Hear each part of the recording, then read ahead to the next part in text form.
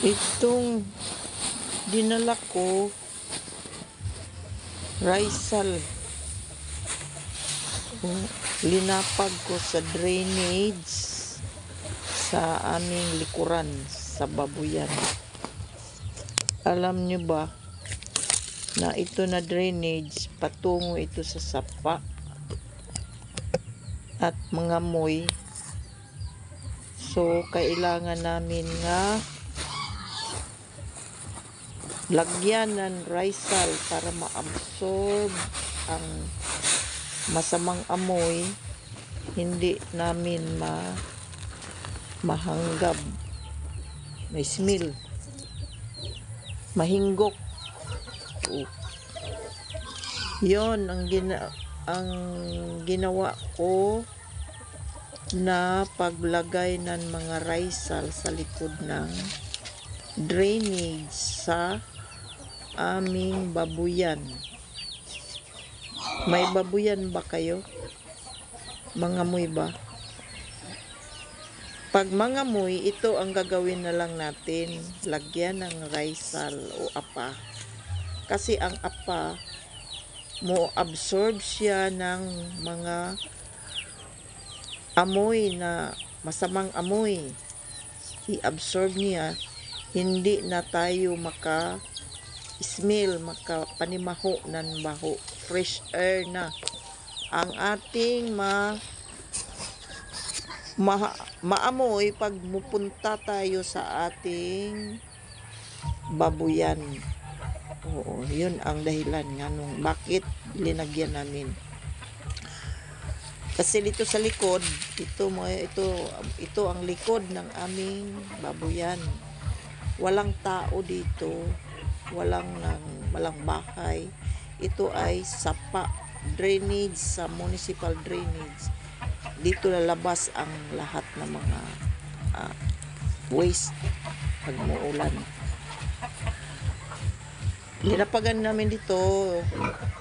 Ito sa kilid, tinaniman ko ng limonsito. Ang limonsito ito na may sakit na fungus. Pinakita ko na ito sa una kung ano ang lunas. Ngayon, dito na tayo sa pika sa bahay ng manukan. Kailangan lagyan ng bagong apa kasi dito sila maghapon natulog. Every night dito sila matulog. So maraming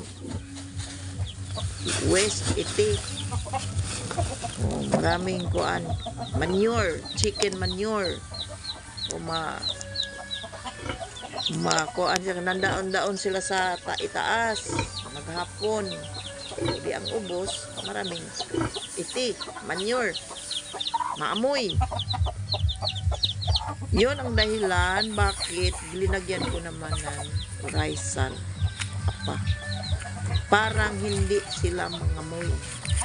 At nandoon tayo trabaho, mangamoy. So walang amoy. Kung magpunta tayo sa manukan, walang amoy. Punta tayo sa babayan, walang amoy. Kasi linagyan namin ng Rizal, pati ang drainage, ang palibot, parang malinis talaga. Linis ang hangin nga ating mahanggab. Walang masamang amoy. Yon ang purpose bakit linagyan namin ng apa, Rizal, babuyan at manukan. Dito sa labas, nakita na natin yung mga manok. Ang mga manok ko ay grabe ka aling, mahadlok, hindi magpaduol ang tao adto sa layo. Yun. Tuas likod, dili magpaduol. Mga manukan ni kaya ka mga aling pagkain.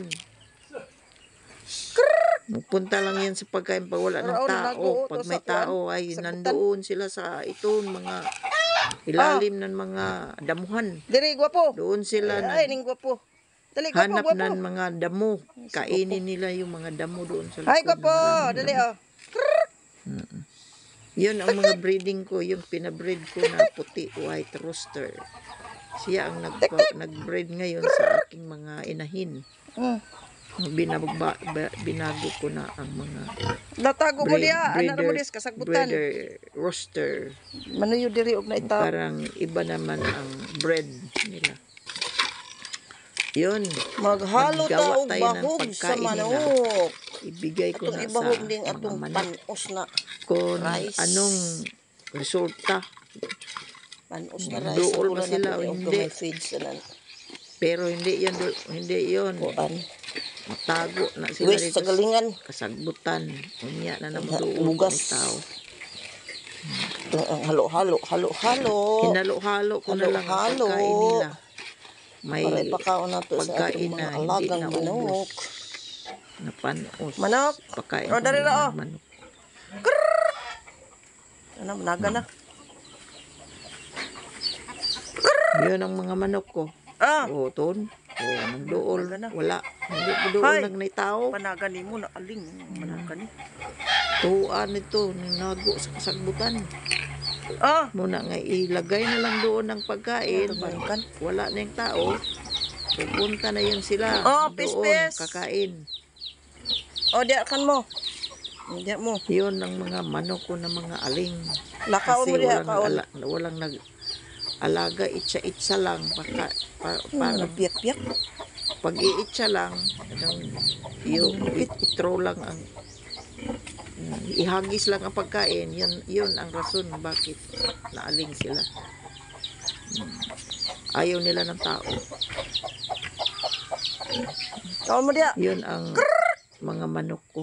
Oh, buwan na lang ni diri. Mga mahadlok na Ini diri ni mo. tao. Duol og naitaw. Tamara nang anakan.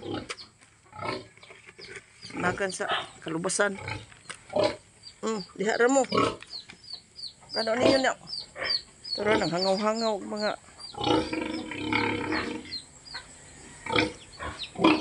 hangaw-hangaw mo diya.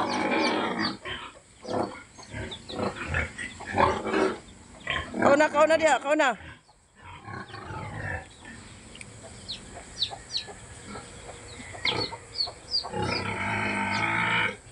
Nagan.